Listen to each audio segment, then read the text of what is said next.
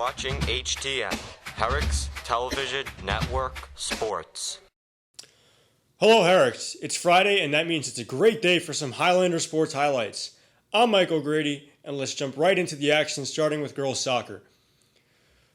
Losing 7-1 is never ideal, no matter the opponent, but keep in mind that last Friday the girls took on a Syosset program that has scored 14 goals in 3 games thus far and won a state championship not too long ago, so don't let this loss define them. All of the girls, including Maggie Ledwith, who scored, turned in a good effort against what was simply a better team. Coming up, they'll head out to the far reaches of the county when they take on Plainview this afternoon and Farmingdale on Monday. Hopefully, they'll be able to add 2 in the W column. As for boys soccer, their first 2 games against Baldwin and Syosset didn't quite go as planned, but there were some standouts like Jaden Levons with a goal and Christian Thomas with 2 solid matches at goalkeeper. They'll try and energize their young season when they host Freeport on the turf tomorrow morning at 10, and they'd like your support. Girls volleyball has started off on the right foot as they took their first 2 matchups with Island Trees and Farmingdale. In those first 2 games, they won a combined 6-1 and performances were top-notch, such as Erin Sinkovich's 16 assists against the Bulldogs and Stephanie Katsanos' 10 kills and 13 aces, paired with Tara Flood's 16 digs versus the Dalers.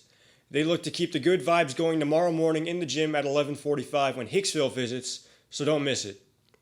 Similarly, boys volleyball is moving along fine after winning 2 of their first 3, handling Hicksville and Floral Park with relative ease and taking East Meadow to 5 sets.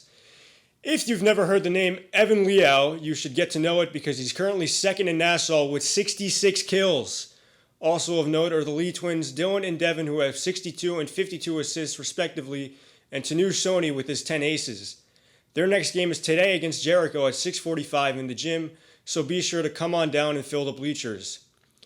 Last, but definitely not least, are the Sultans of Saturdays, Highlander football. Last week, they suffered a gut-punching 13-9 loss at Sewantica in which the game was always in reach.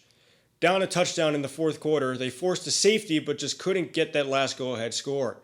That's not to say there were no highlights. Braden Sosnick had an unbelievable game where he caught a 34-yard pass and a 20-yard touchdown from Tommy Napolitano and had an interception on the defensive side of the ball.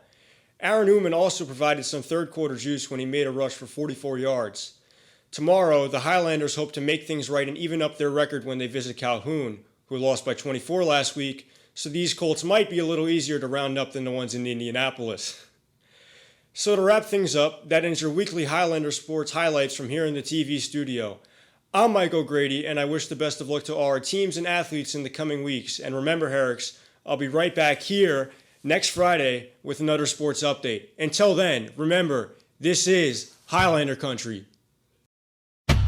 Thank you for watching HTN Sports.